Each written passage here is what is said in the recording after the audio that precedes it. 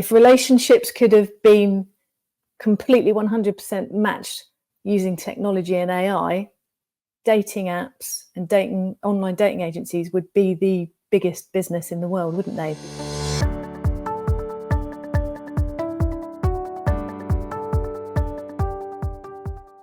Hello everyone, welcome to Adventures in Networking. So will AI and technology replace the need to networking?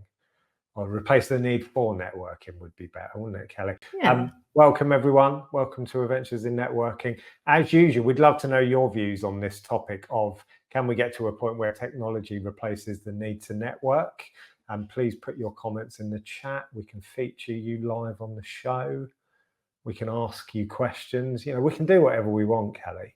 It's a fantastic place to be. So welcome everyone. Just going to mention Pipedrive. Thank you, Pipedrive CRM. They are the sponsors of our show.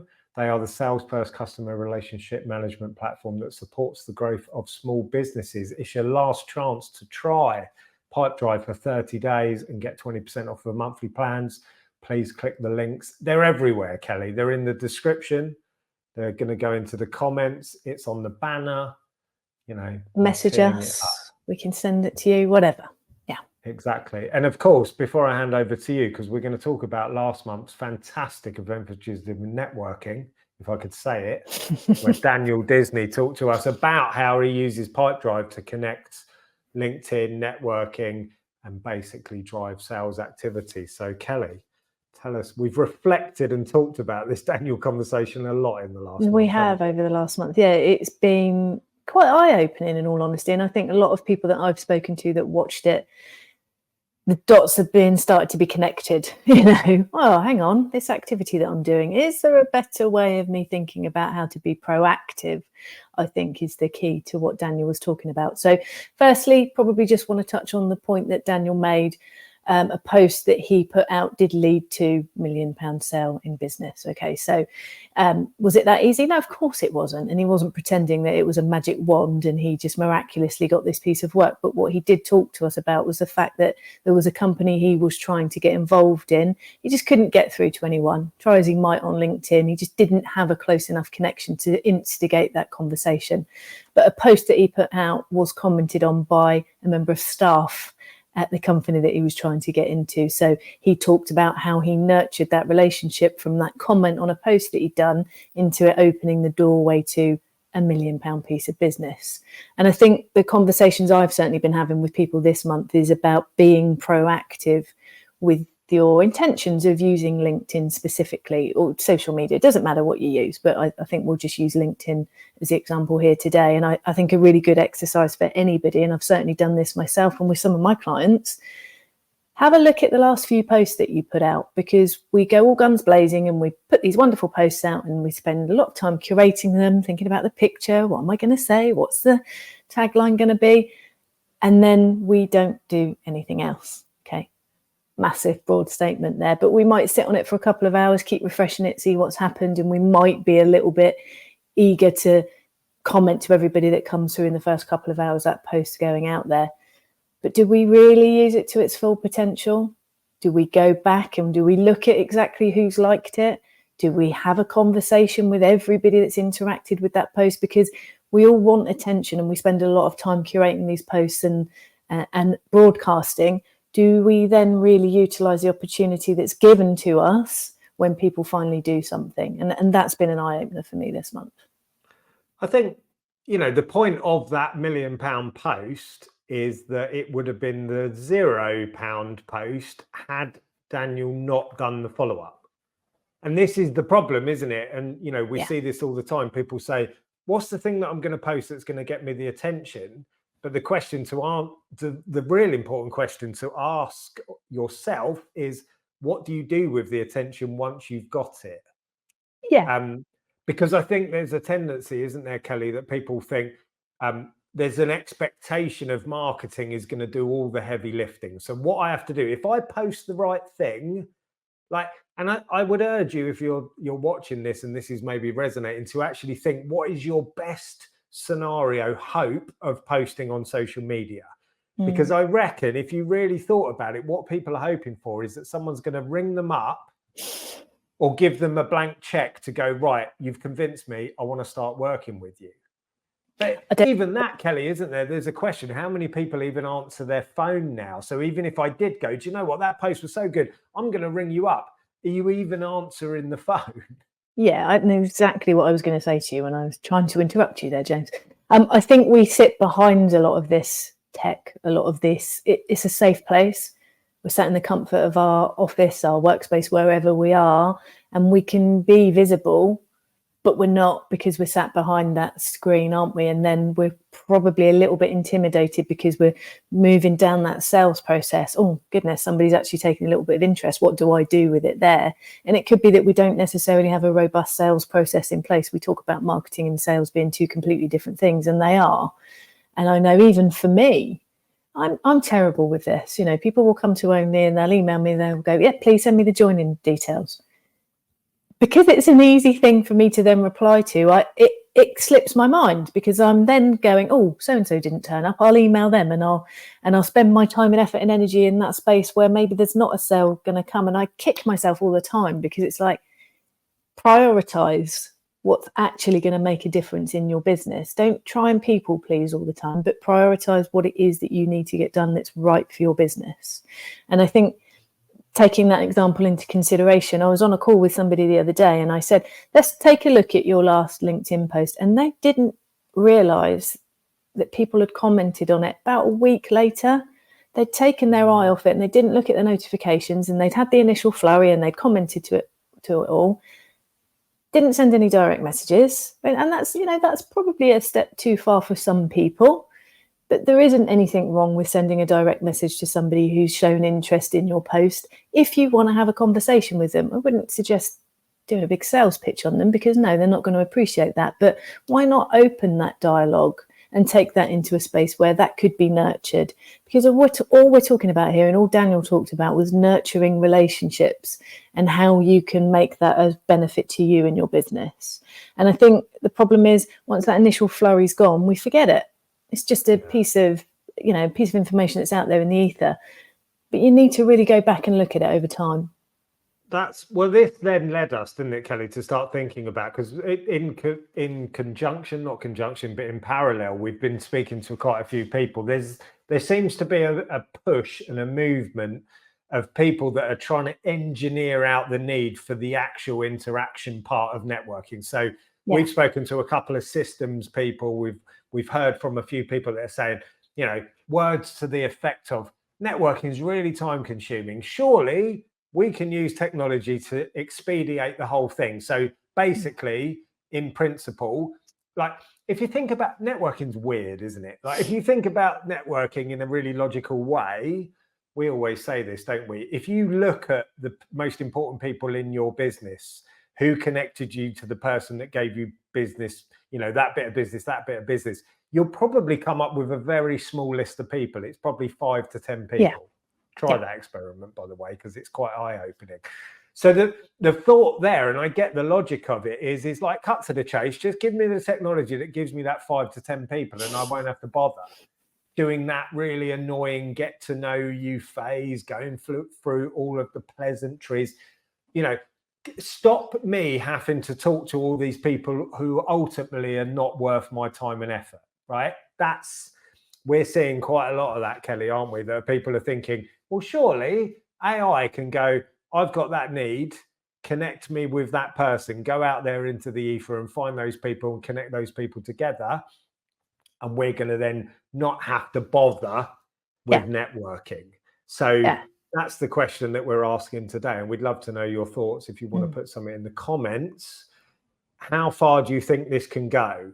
Because we're going to talk about some of the pros and cons, aren't we, Kelly? But, you know, do you think we can get to a point where you go, oh, remember that thing where we used to network, and now I just go straight to the source of the important person who's going to help me get to the next level of my business?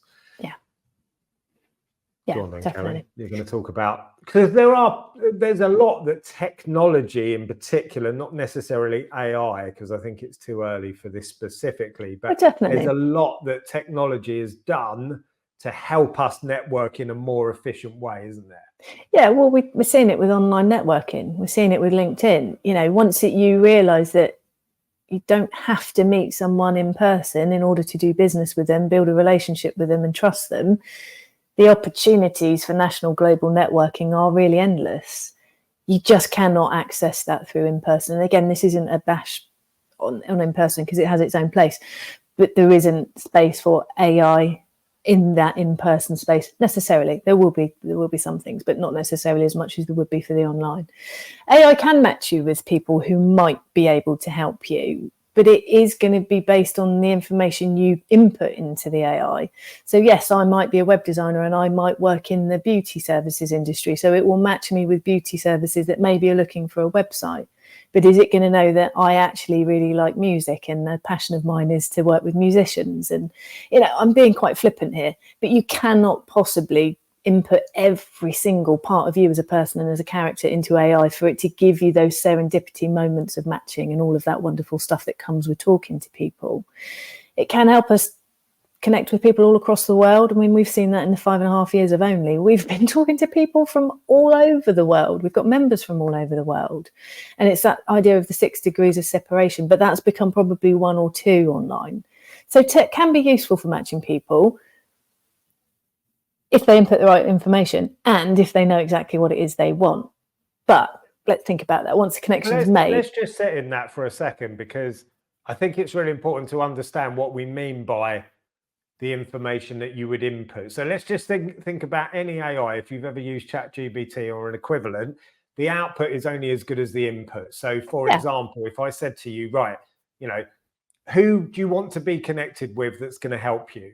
And I guarantee if you ask most people that question, they'll go, oh, they might have a target audience. They might, or a specific target audience. Most people, when you ask that question, it will just be, well, I just want to speak to potential clients.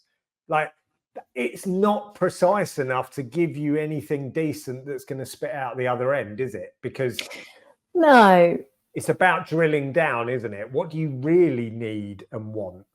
Well, I think there's probably, I mean, our members certainly will get fed up with me saying this about being specific in what you need, not just in what you need, being specific in what you do, because I need to understand that in order to establish whether or not I want to work with you or I want to pass business to you. But also I need you to be specific in what it is you want and who it is you want to be introduced to, because otherwise you're probably going to kiss a lot of frogs.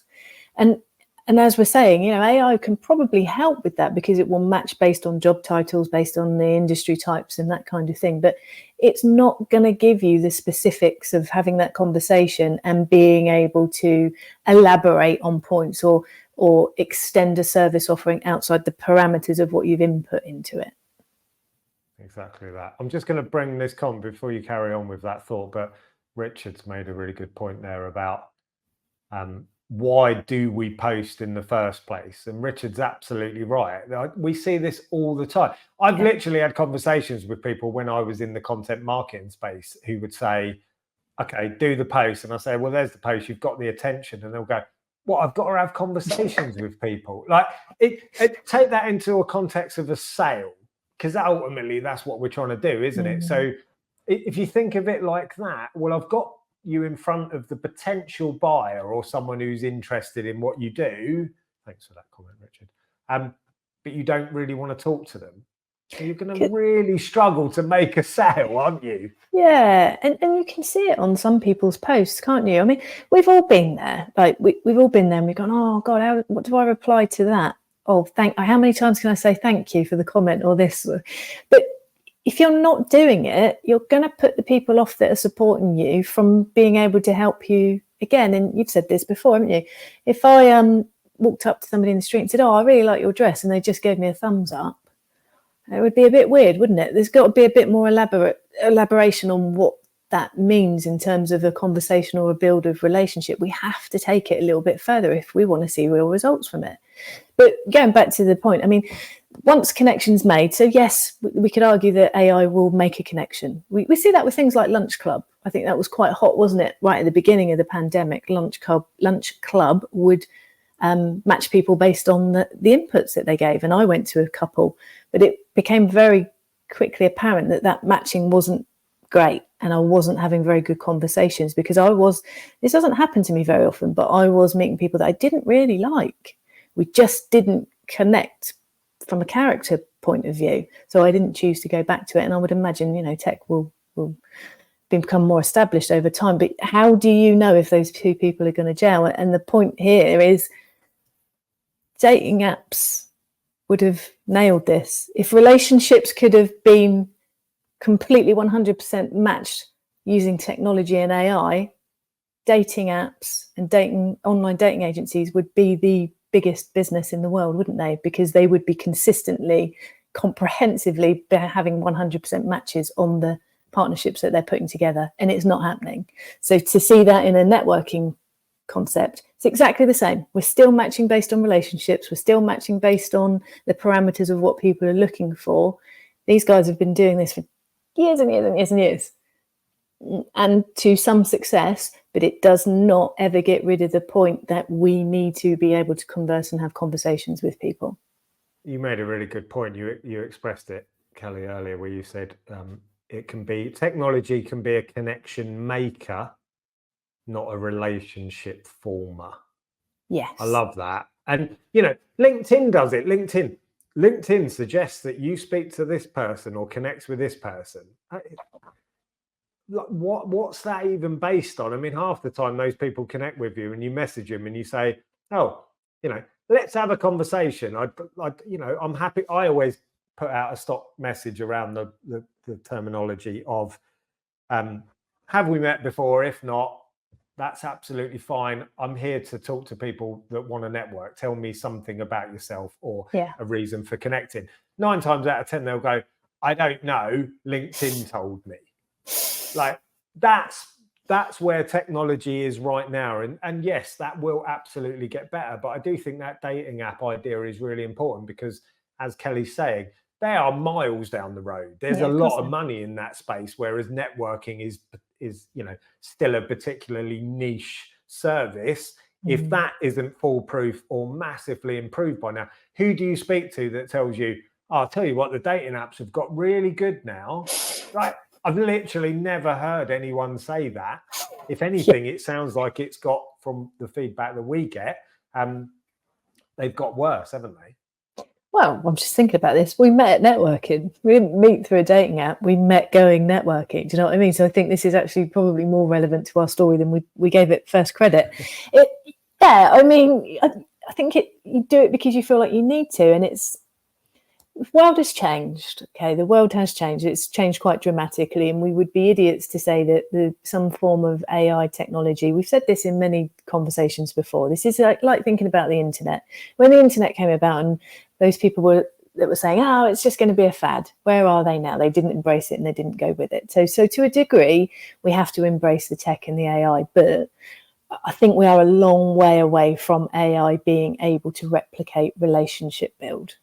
And in all honesty, I don't know if I personally, and lots of people I network with, would want it to. And that's a bigger point too, because there's the hunter networkers and there's the farmer networkers. And that's good old Jim Culverwell said this to us many years ago. The hunter networkers that go out there, hand you their business card, bombard the chat with their details. This is what I'm selling. Do you want it? Yes or no? No, don't need to talk to you. Yes. Okay, I'll have a chat with you. There's networks full of people like that, and they work. But listen, let's not say that they work, because there's enough people out there that will drive that behavior between them that they'll make it work for them. But if you're on our side of it, whereas the relationship build is more important, you can't bypass that. There's not a quick win or a magic wand that lets me sit down and have conversation and a coffee and a virtual chat with you. So I get to know you and I get to understand you as a person. Therefore, when I speak to somebody that needs what you do, I'm going to think of you. It just doesn't exist. Well, let's look at that. I mean, we've touched on some of the pros of technology. It sounds like we haven't been that pro. And let's be clear on that before we move on to the limitations of technology. Our business wouldn't exist if it wasn't for technology. This isn't an anti-technology thing at all. What we're trying to do is kind of future project how much of what we do is going to become irrelevant, and how much of it actually, I think, will become more important than ever. And I think, Kelly, as you've rightly said, the ability to build relationships and connect with people, I think that skill is becoming more important than ever because of the technology, not in spite of it. So let's move on to some of the things. Just before you do that, I would just quickly say, think about the people that you've spoke to recently and think about the ones who have been really interested in you, have asked you questions, you've had a great conversation with, and you've come off the call or walked out of the coffee shop and you've gone, oh, my day's better for having spoken to that person.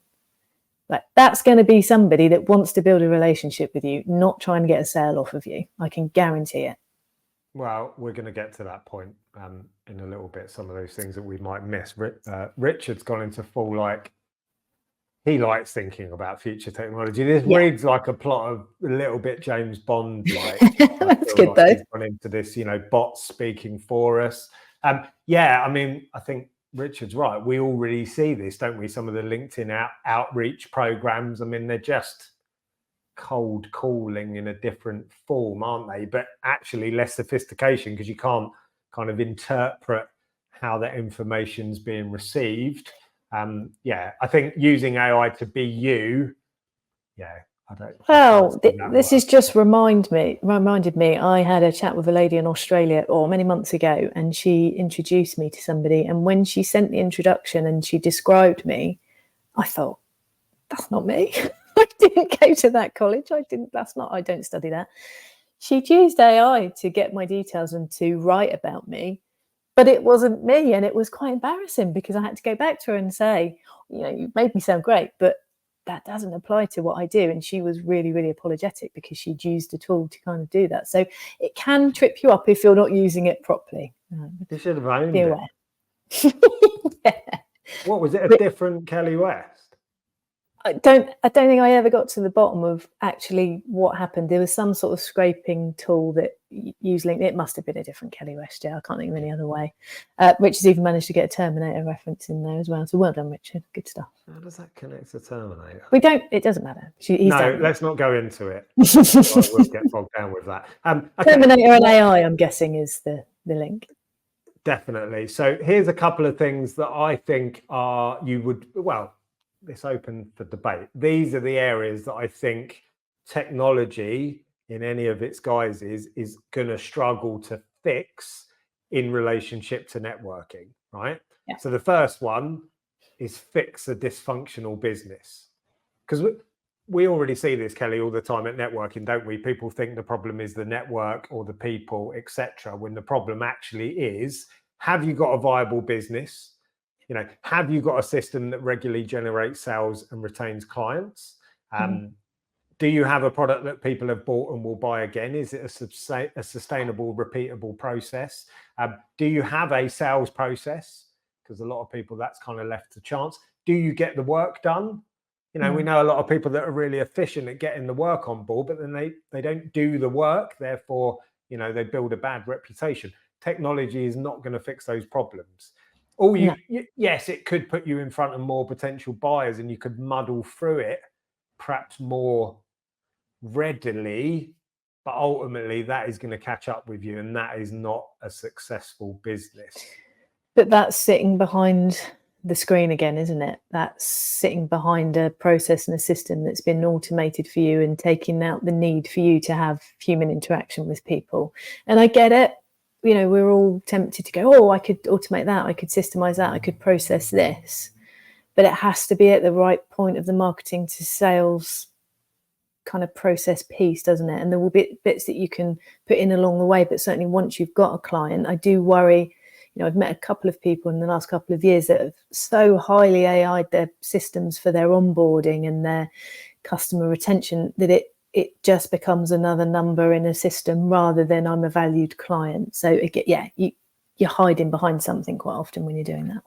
We're saying networking. I think this is the big problem with social media, isn't it? If I broadcast the right thing, it's going to fix everything. It's going to be my marketing, my sales, my fulfillment, everything. Yeah. No, fix the business, build the proposition, then create the automation and the messaging that's going to draw those people in. There isn't a cheat code around this stuff, is there? Absolutely. That's the point. So other things that we know that technology is going to struggle with is tell like it tell you what you need to ask for, why you want it, and why the person that you're being connected to would want that connection. So that sounds waffly, so I'm going to explain what I mean. So for example, you go networking, you say, I need website customers, I build websites, give me website customers please, network. And you go, I don't even know where to start. You don't have any credibility with me. I don't know what your point of differentiation is. Therefore, I'm probably not going to connect you. Whereas if you said something like, I've just built a website for a restaurant. I've saved them on hosting. They're now able to update their menu themselves really quickly, and their bookings are up by 20%. So if you know any restaurants, I'd love a connection because I can help their business. Great. That's a precise ask. I don't think AI is going to, well, it's not. You could probably sit with ChatGPT and ask it questions around where should I position, but it can't input data that's not there. So if you go, well, I don't really have a portfolio. I don't think it's ever going to be able to. You're right. You've given a really good example there. I have a real life example of that, but I don't. I'd be careful of what I share because obviously I've not spoken to the person about whether I could share this as a story. But visitor came to Only, had a one-to-one, had a really good conversation. He provides promotional materials, and very much near the end of the call, probably been talking for nearly an hour, got on really well, really liked him, said, what can I do to help you? And he said, I've been working with a company in Surrey to provide their promotional materials, and I've saved them a lot of money. I'm not going to go into the details. I'd really like to speak to their counterpart in Hampshire. So if you do, that would be ideal. I know that counterpart in Hampshire, and I made that connection, and I think they even met up to have a coffee. Like, that wouldn't have happened naturally. He wouldn't have naturally gone on and gone, oh, I need to speak to so-and-so. He may have done over time once that process was happening, but it's that spark when you're talking to people and feeling comfortable to be able to ask, being comfortable to think, actually, I really like this person and I will give that opportunity to them. So it's all very timely, and if it's forced, it can be too salesy. So you're absolutely right. Yeah. What is it that you actually need? Well, that leads us on to the next one, which I think I would love to have a debate with anyone on this one, because this is something that technology cannot help you with, in my opinion. It can't make people like you and want to help you. And that is so key to networking, because we talk about this a lot, Kelly, don't we? We do various trainings of how to gain referrals, course and online workshop. We can teach you the principles of networking. We can teach you even a strategy to do networking. But if people don't like you, and it's typically because you're a taker and you're not particularly interested, I'm being broad strokes, but typically the takers that don't really show interest in other people, that just keep walking around various networks saying, I want help, I want help. Oh, what, you expect me to help people here? Well, I haven't got time for that. Again, I'm kind of stereotyping it a little bit, but we definitely see this behavior, Kelly, don't we? We do. How does that work? I think AI actually makes that harder. Certainly from my experience, it's different for us. So, we are in the process of allowing people to shout about their business and to make connections. So an example would be if we get cold messages through LinkedIn and we get quite a nice feel from that person, we'll engage in a conversation and say, listen, we don't actually need your services, but do you network? Because if you do, you could come along. And I'd say it's 50-50 as to what response you get back from that. 50% of the time it will be no thanks, because I'm really just hitting and hoping here and I just want somebody to reply and say, yes, I'm not interested in building a relationship. But then 50% of the time it'll be, oh, thank you so much for replying. Obviously we send out generic messages, but I appreciate you taking the time. Yeah, I'd love to come along. Again, how would AI be able to differentiate that bit once we've got to that stage? Because I need to be able to filter that and know whether that person is right for my network, building a relationship, or network X because they just want to do the transaction, because they're welcome in both spaces, but where do they naturally filter out? So I think it's not often that I will meet somebody online, in person, wherever, and then when I see their interactions on LinkedIn, etc., that there's a jar. But it does happen sometimes, and again, I don't think AI can allow for that.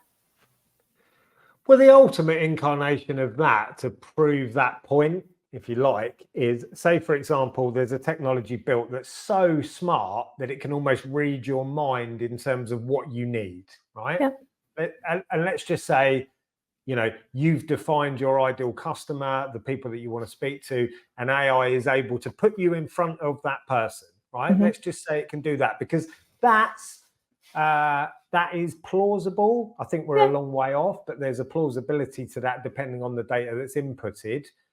So let's cut to the chase. What the AI has done is put you in front of that person and you're going to have a conversation. The key thing is, are they going to then do the thing that you want them to do? Mm. Yeah, there's no guarantee, is there? Because at some point, you've still got to have that conversation. They've still got to like you. And it always comes back down to that, doesn't it? They've still got to like you. There's still got to be a bit of a spark and energy connection for that conversation, transaction, whatever you want to call it, to take on any legs and go any further. Yeah. You've got to allow time for that to build. And again, you know, we found your ideal networking connection. Go and speak to them. Problem is, do they want to speak to you? You know, Yeah. I read a lot of articles about networking, about career advancement, and some of it is so functionally ladder climbing. It's just so emotionless, and it's like, get to that person because they're going to give you a leg up the ladder. And none of these articles ever talk about the fact that, okay, let's say you get in front of that person, what next? What are you going to do? Because they don't owe you a thing. They're already further up the ladder. What are you going to do to convince them? It's either that you've got a charming personality and people just want to help you, or you've got to think a little bit creatively about, what can I do to mitigate the fact that they're giving me their time for nothing? And again, AI is not going to fix that for you, is it? No, it's not. And I think let's try and flip that round. I mean, I've got a whole number of people in my head that I've just met over the years and built relationships with that are just so important to me. Like, I've got a whole army of people behind me that I know if and when I need something, they're there and they're going to help and support me. Not because they've been matched to me and I'm going to end up giving them something. It's because they genuinely care and I care about them. We're probably labouring that point a bit much, but there is definitely space for it. You know, while we're on this part, what is it not going to do? It'd be interesting to see where it takes us. And I do think we talked about productivity this month and not changing everything you do, but using tools that will enhance what you naturally do. Same with this. I think it's slow and steady. It's think about what you're doing, look at the AI, see what's coming up, and see if there's things that can enhance your style of networking in the way you want to do it successfully. There's another thing that I thought about. I spent far too long thinking about this, as you know, Kelly. Well, you know. What else can't it do? And I'll tell you what, any smart matching technology will never do is really get the random, or it is almost an arbitrary random serendipity of networking. So, for example, what it could do is put you in that very precise kind of laser focus of, get to this person, that will lead you to that opportunity or that person. But often the thing about networking is the thing that you need tomorrow is not the thing that you need today. No. So if you create a network that's very specific to what you need today and your business type, an obvious thing would be, what if you try and change business? Suddenly your network isn't relevant anymore and you've nurtured a network that's not actually that useful. But there's often examples that pop up in day-to-day life of things that, if you just had a functional network based around results for your business, you're not going to get help for other things. I mean, Kelly, we got a problem at the moment, haven't we, with our daughter? We've shared this before. We've got a special needs daughter, transport. Go on, talk about how your network may be able to help you there. Yeah, and this is why I keep looking down, because I've got my phone on the side here waiting for it to ring from Hampshire authorities. But this is a prime example. And again, this will not be for everybody, because lots of people, business is here, personal life is here. Not in our world, it isn't, because you can't have one without the other when you're a business owner, can you? And they don't balance. Anybody that tries to make you balance them, it's not going to. One day they're going to be like this, then they're going to be like that. The goal is to make sure that they're not always tipped one way for too long. So without going into any gory details, problem with school transport for Kennedy, our daughter, on Monday. Okay, we've had 8 weeks holiday and the authorities decide to wait till 4 days before the event to try and get it sorted. And of course, there's a problem. I am stuck in an ever infuriating, don't know whether to laugh or cry loop of, there's no direct line number. You can't speak to anybody. You have to send an email. But I've sent an email and you're being dismissive of me. I have a real concern around child welfare here. And I think you should be addressing it, not just for me, but for other parents. Yeah, that's fine, but we've done what we need to do. Back at you. Well, no, back at you, because this is really, without going into the details, it's a real sensitive thing, and it's child protection. It should be being seen to, because on Monday I have to make a decision as to what I do with Kennedy. Okay, so I can't get anywhere, and we will have, there'll be people listening to this that have this in abundance, whether it's utility bills, whether it's trying to phone the dentist. You get stuck in a forever loop of infuriating, like, I can't even tell you how it's made me feel today. But if I don't get an answer by the end of today, I know that I can go out to my LinkedIn connections, to my close network, and say, can you help me with this? Because actually this is the name of the person I really need to get hold of, and can someone help me? And I know I'll get the answer to that.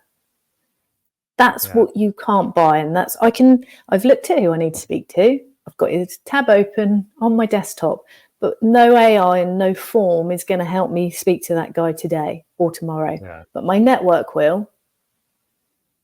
Yeah, that's a great point. Bernie's made a really good point. I think this sums up that final line about the relationship thing that's not going to change anytime soon, is it? Particularly in the B2B space. I think in the consumer space, you can be a lot more function driven.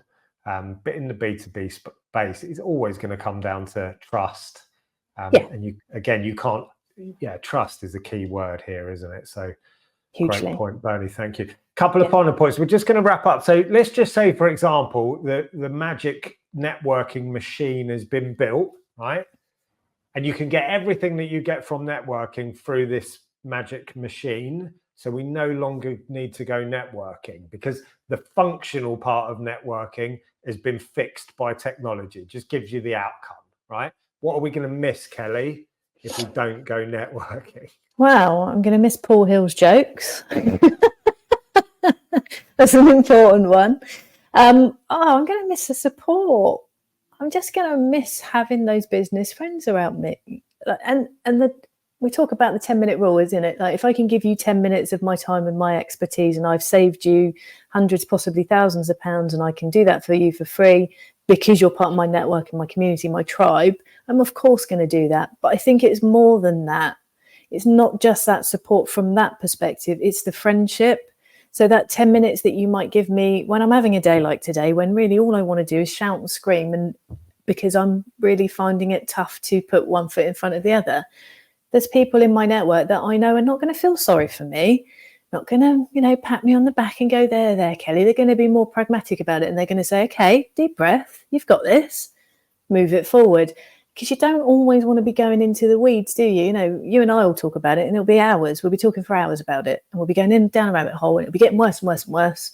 But a 10-minute conversation with a networking connection, and a weight's lifted off your shoulders, isn't it? It's that quote on the wall. I'm looking at it now. Brian Hilliard. Yeah. Here's the thing, honey. It's going to be okay. Exactly what you said to me. Good in my accent, does it? It doesn't. Thing to remember. But I've got endless amounts of those that people have said to me over the years, that when things get tough, and again, we speak about this earlier this morning, building a business is tough. It is only the strongest that survive, because you speak to any successful business owner, they will have tried and failed, knocked themselves down, got back up again. It's very rare that you meet somebody that's just hit the curve and just skyrocketed. And it's having good people around you to enable you to keep getting up at every stage of that journey that will help you get to that end goal. So the support and the friendship for me is big. We talk about the practical support, the fact that we get paid advice, consultancy, knowledge that you would ordinarily pay for free, as that kind of unwritten 10-minute rule. So look, I'll give you 10 minutes of my expertise.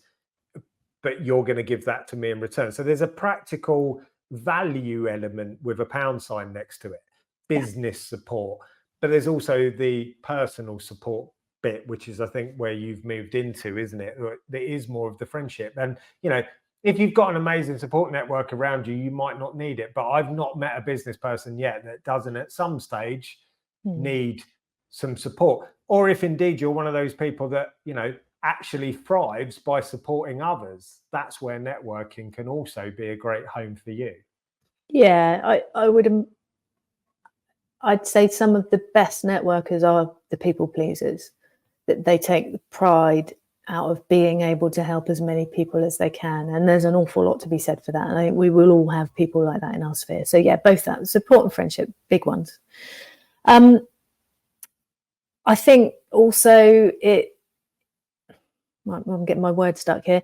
So context on your challenges, we've kind of said this in that support piece, but I think just to open that up a little bit more, when you're surrounded by business owners that have been through some of those challenges that you're going through yourself, it's a lot easier to have that conversation with those people and to work it through than to keep it in your own space. I just kind of wanted to open that up a little bit in that support space, because it's not just personal or whatever it is. It's the foundations of business. It's the accounting piece. It's the marketing piece. It's all of those pillars of business that people that are probably a little bit more established in their business journey will be able to help you on and point you in the direction of other industry experts within the same community. So it's that support that then moves into potential working with or collaboration with other people.